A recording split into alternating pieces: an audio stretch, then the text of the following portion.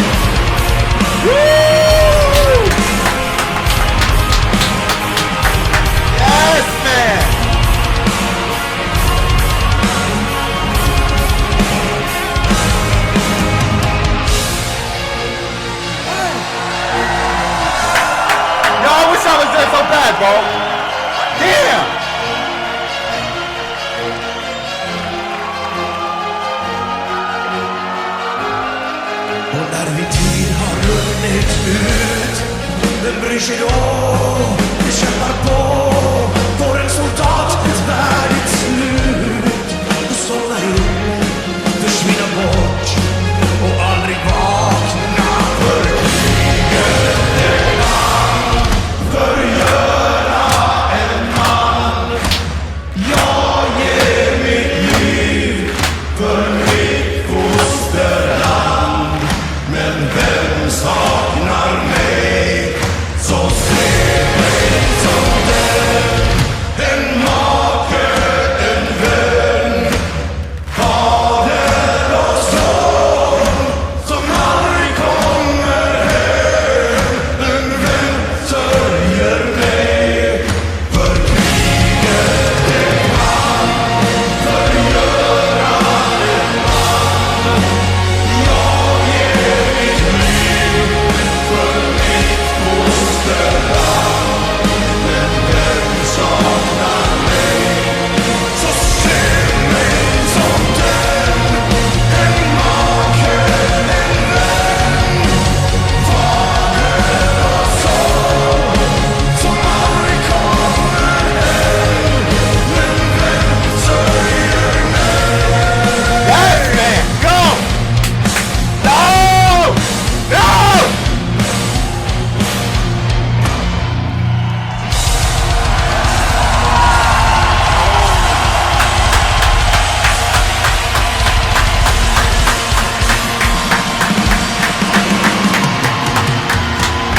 Damn! Done. Done. Over.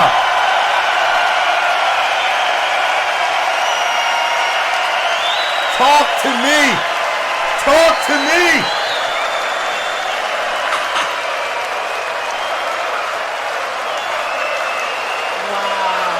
خلاص. خلاص. Wow. خلاص.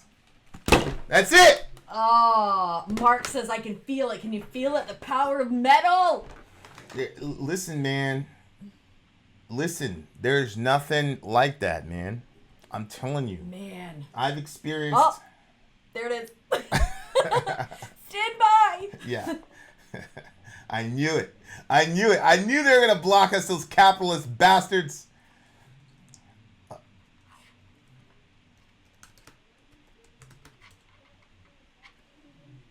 Damn. Oh, can they still hear homie. us? They're like fitting words, Vin. They're coming back. They're coming back. They're coming back. I'll let you know when I see it up over here. Damn, let us know, you guys, bro. when we're back. Damn, KD. I wonder how long it like pauses for.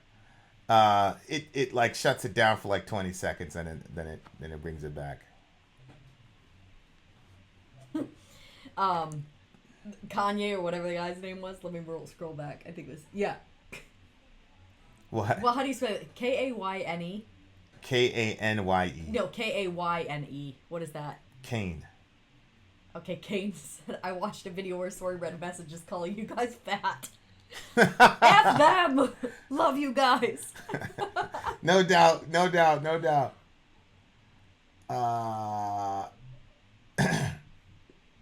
Can you guys still hear us? Does it just block the video, or does it also block the audio? It temporarily suspends the stream. So even the audio, they can't hear us? Yeah, they can't. I mean, yeah, they can. We'll start commenting in a while. Actually, what I'm gonna do is bring up the lyrics. I'm so mad that we can't do that whole video, bro. I know. Because like that was such a good. Yeah, they can't hear us. Well, it might be something we're doing. Blah blah blah. No, because look, it's still going there. All right. Text them that we're coming back. Oh, here we are. Okay, so we're back. We're back. I told you they were gonna block it. Yep. I told you they're gonna rock it. Daniel, I'll do what I can to get a copy of it up, but it's gonna be hard probably to get a copy to you guys. There's a couple things that we can do. I'll do this. We're gonna put a link.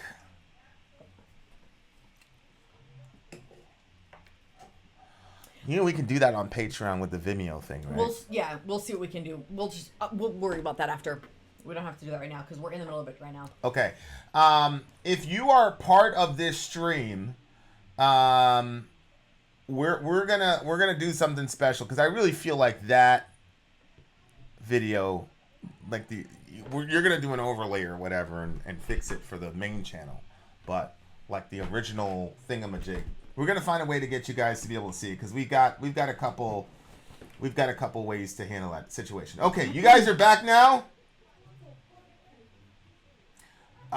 Which reaction didn't go up on YouTube? Was there a Nightwish one? Was that the old one? Remember that time? Pony, text me what you're talking about.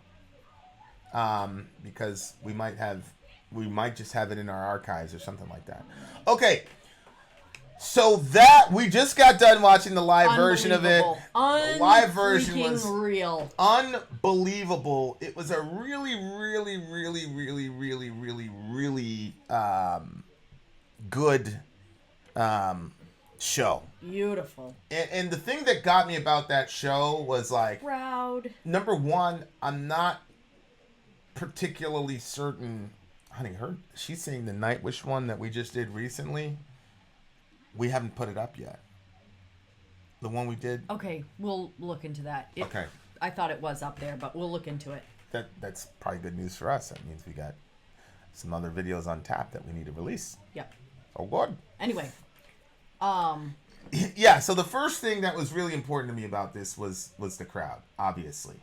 Yeah, they had good crowd participation. Oh. And I'm telling you, man, I miss the live shows so much. And when you see this, it's like, yeah, friggin' COVID, man. Yeah. So, yeah, seeing it just, wow. Yeah, and I keep telling people, I've been saying this, because I came from the hip hop world. Mm-hmm. So, and I'm glad for that, and I'm proud of it. Obviously, I came from the hip hop world. So,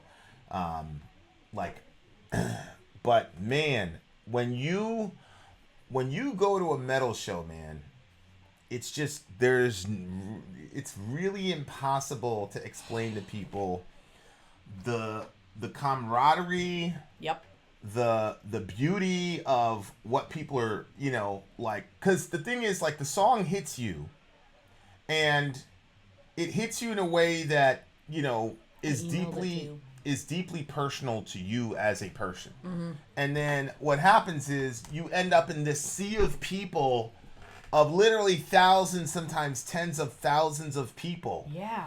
And they're singing the song that means so much to you, and that they have some sort of connection with this song that's deeply personal to them too, and it just creates this crazy feeling of camaraderie and family and a family type thing. And I'm not saying you can't see that as in sports events and things like that, because there's a lot of camaraderie and love in sports events as well, but there's just nothing like a metal show, man.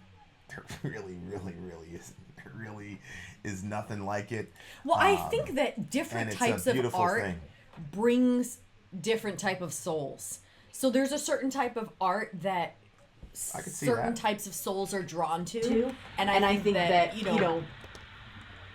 sports is another one. Certain types of people are drawn to sports. Mm-hmm. I'm kind of like with sports. I love it when you tell me the story. Or Brady is just clearly amazing. You don't really have to tell me too much of the story. Brady, I can clearly see that's a 1 in a million thing. Especially with seeing how klutzy he is, and then he's that good. But anyway, there's this type of music, the types of people that it brings together, and a lot of times they have a show that has like a main event, and then you have the people that open for them, and sometimes the people that open for them also goes to the same energy, and that's always good. But sometimes they kind of bring in other things that don't really, I think, make any sense to go with the band. Like, they had somebody opening for Slipknot one time, and I was like, what the, why? Volbeat. It was Volbeat. Yeah. Volbeat. Yeah. Well, but the reason... They said I'm echoing? I fixed it. Problem solved. Problem's already taken care of. Okay. Okay, so we've got the lyrics. I look around and I see my home fade away. My time at home now feels far too short. Just a youth, barely a man when duty called me. If I get to see my home again, that I do not know. Amongst friends from my village, I went out to fight and the world burned. For war, it can destroy... This, I'm assuming, is the chorus. For war, it can destroy a man. I give my life for my homeland, but who will mourn me? So see me as a husband, a friend, a father and son who never comes home, but who will miss me? I mean, jeez. These guys, they took the history of Europe and, to the world to some degree, but and they made an entire career out of it. Went to fight for Sweden, was baptized in blood. Holy moly, that got very small. And out there were where death awaits. Not heroism. Yeah. In fields where kinsmen fall. Jesus, you're on. No song is heard. Where kinsmen fall, no song is heard, challenging our destiny one more time. Yeah. That's sad. Far from home, baptized and dying in battle. But, I mean, that's been a lot. Well, remember the Vietnam War? It was like that. They went out to fight. They came back. It was not celebrated. Well, Vietnam was a completely different animal. Because, yeah, they were attacked when they got home. They got spit out. It wasn't just that they weren't celebrated. They got attacked. Yeah. That's not what happened here historically. What happened with Vietnam was actually pretty unique in human history. So what happened? Yeah, I know it's not. He's just saying, am I going to be remembered? Because remember when we were listening to Hardcore History, we were talking about the World Wars, and there were 10,000, 20,000 kids that would die in a day. I know, that was awful. They were just getting mowed down because we hadn't adjusted tactics to technology. So yeah, I mean, but he's wondering is he going to be remembered? Which obviously, that's been the experience of men from the beginning of time almost is human beings and our obsession with warfare and our obsession with violence, and it creates a situation where the way that we live in the world right now, in the Western world, is like a Disneyland. Just anything. Oh, you've got a toothache, boom. You've got this, boom, bap. You can. We're so comfortable here, and it's a good thing. It's better to be in comfort than be in discomfort, obviously, but yeah, we don't have a real understanding of how lucky we are. No, and I find it odd that if you've acclimated to a certain lifestyle that you don't. For instance, the fact that we have children in cages when we ourselves would never allow our children to be in cages. Right. Is weird. You know what I mean? Right. I know weird is not a really good word for it, but I mean, if I don't want to sleep on the floor, why would I put somebody else to sleep on the floor? Exactly. You'd think that it would make us more courteous to other people because we're used to a certain lifestyle, but it's almost like people are completely okay. Not all people, but there are lots of people that are completely okay with the situation down there, and it's very weird. Yeah. No, I yeah. Yeah, but none of us really knows what it's like to have sons, raise sons, watch them play in the yard, and know that they're going to fight, and know that one of them is probably not going to make it. That's been the lot in life for many men for generations. That's been the issue, and there was no question. There was no question about whether or not you were going to fight. You were going to fight.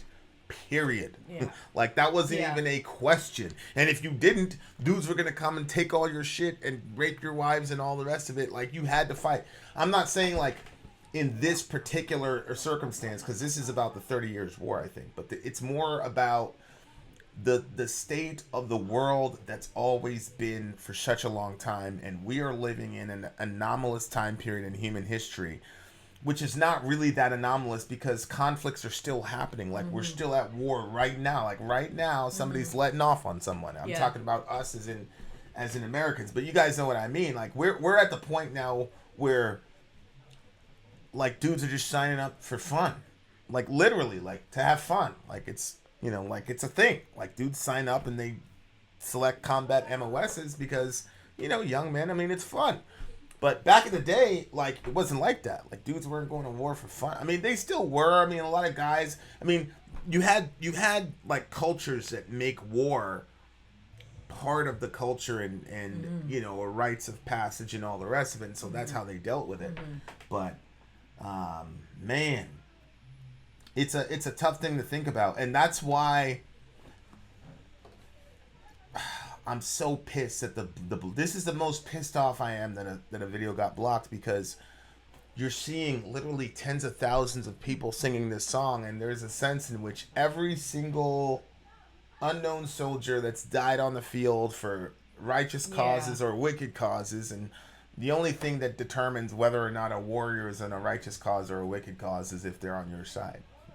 If they're on your side, it's a righteous cause. If not, it's a wicked cause. But like, and that's why I love so much about like hardcore history, was because when he would talk about, like World War II, like, I'm so fascinated with like what was going through the minds of the Germans and German soldiers, but you very rarely get to really do that because we don't want to humanize these people. We want to dehumanize German people in World War II. They're Nazis, that's it. We don't need to know what they were thinking. We don't care what Hans's conflicts were. We don't care what he wrote back to his, mom. We don't care about any of that shit. So when you listen to hardcore history, all that emotionalism is taken away, and you just hear just the raw numbers. They were talking about this one German group of these kids where like they had like 4 months left of training, but because the previous class all got decimated in a day, they all volunteered to go, and the general didn't tell them that the reason you guys can go is because your entire crew just got. He didn't tell them that, so they all stupidly went, and they all ran to their deaths, like the entire class. Like, that shit is crazy to me, bro. And then there's this German mom getting the phone call or getting the walk up or whatever it is. And again, it doesn't matter what side you're fighting on. It's always the same thing. Like, I don't care how nasty you think these people are that we're fighting over there in Afghanistan and Yemen and all the rest of it. But I promise you, they're regular people. They got sons and daughters just like everybody else. And when their sons and daughters go down, like, they handle it just like we handle it. And it's the craziest thing to me was watching Black Hawk Down. I'm watching Black Hawk Down. We had 18 guys that died. Suge Hart, Gordon, Rearson, and all those guys. Dominic Pill, all these guys died, right? It's 18 of these guys. I if I had to, I could probably name them all. But it was crazy to me, like, watching that movie. In, like, it's still in the American psyche to this day. We lost 18 people. Those guys lost, there were anywhere between 500 to 1,000 dead Somalis. So it's like, we're just going, which obviously, I know. I would have done the exact same thing, like Durant's choppers down, all that shit. Like, but it's like, our dead. That's a lot of families. Our dead are just so much more important to us, and it should be. Than, like, I just like it. Just, it was the same thing. It just, they get mowed down. Same thing with Lone Survivor, just getting mowed down. Which, that's not what happened. Jeez. There were no dead. Anyway, like, we just watch these movies, and then an American dies. It's the end of the world. They play the slow music, but we just go mow down all these. All those people had family, and it's like Somalia. Like, all those people had family. All those people had people that saw them die. That's the other thing. Mothers were seeing their own children mowed down in the streets.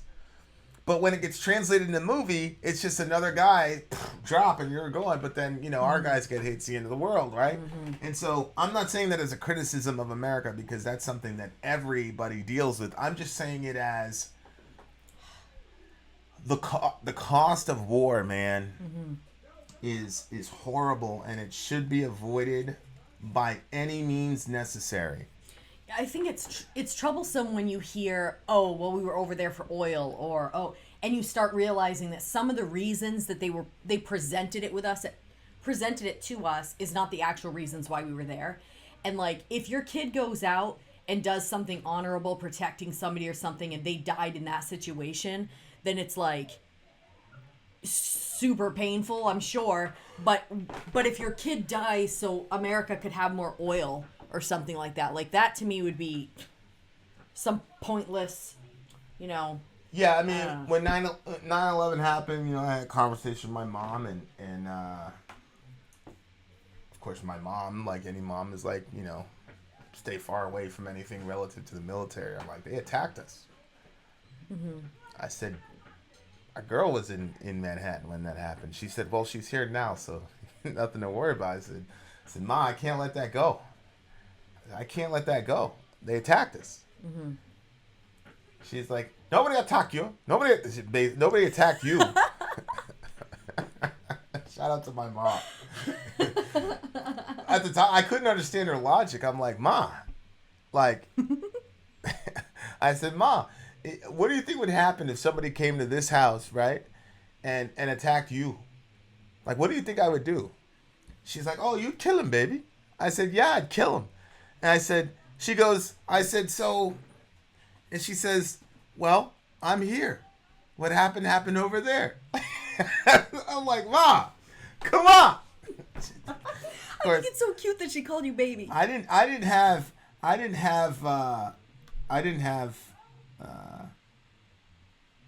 yeah, I'm not gonna say that. Shout out to Seven Dusted doing his thing.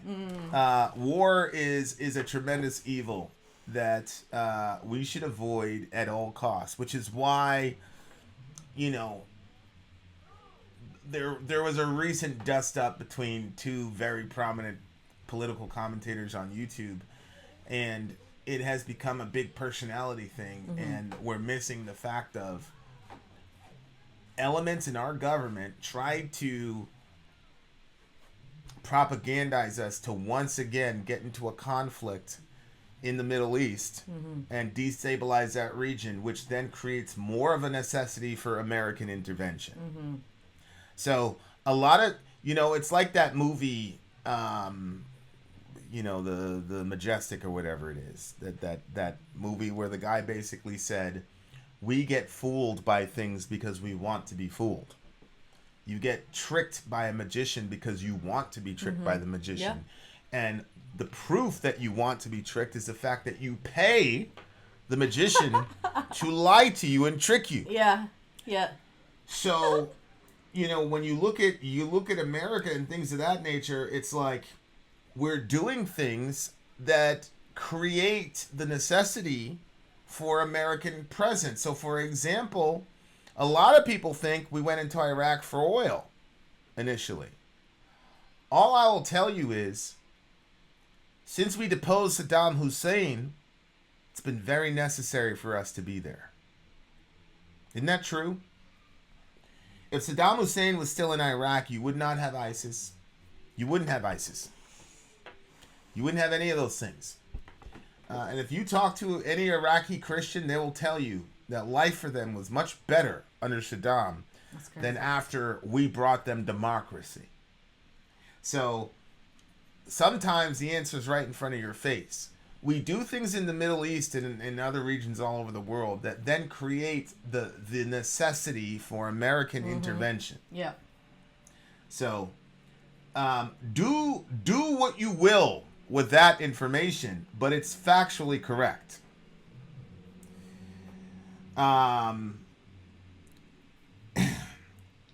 So, yeah. Well, shout out to all the veterans. Shout out to all of the anonymous soldiers that died, whether Germany, Sweden, Yemen, America, Africa. Like, rest in peace to all the warriors, all the young men who went out because they had to.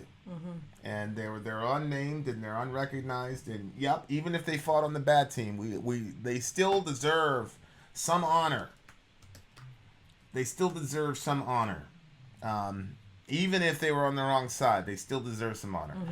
It's much harder to come back and be a good father and husband than it is to be a good at my job in adverse conditions once you get acclimated to the hostile environment life. Yeah. I agree. And unfortunately, so do our wives. Unfortunately, inshallah. But yeah, shout out to everybody, man, who's put it on the line, because, you know, it's a harsh reality that I believe we're gonna look back on and be amazed, but it's a brutal thing. War is, and it's something that it was just a very meaningful video, seeing all those people, because it was really like was. In that moment of time, in that space, those people did recognize those people, and every single fallen soldier who's gone on anonymous got their respect through the through that song and through those people doing that. So that was a very important moment, I think. Very, very important. Shout out to Scooter. Much love, homie. Okay, good song. This song is an 11 for me. I agree. An 11. It's a very good song. The song is an 11 to me. It's unbelievable. Agreed. And then here's one of my favorite passages in Timmy. To aspire to live quietly and to mind your own affairs, and to work with your hands as we instructed you, so that one may walk properly before outsiders and dependent on no one. Just have peace and all that jazz. There you go. Really, really good song. I really appreciate you, Daniel, for this specific song. So shout out to Daniel. The choices that he's been picking so far have been bangers. I think we got one more left. So if you're in the stream, stay tuned. I know we've been dragging on for a while, but thank you for staying with us. If you're not in the stream, then you get what you get. By the way, did I give it a score? Yeah, we both gave it an 11. It's an 11. You have to watch it. You have to watch the song. You have to watch it, guys. Amazing stuff. Vin out. Sori out. Gone. Okay, Daniel, you said you wanted the LO... Oh, what'd you say? I sent you a message on Patreon. You said something about playing something in between the LOTR clip, and honestly, I have no clue what you're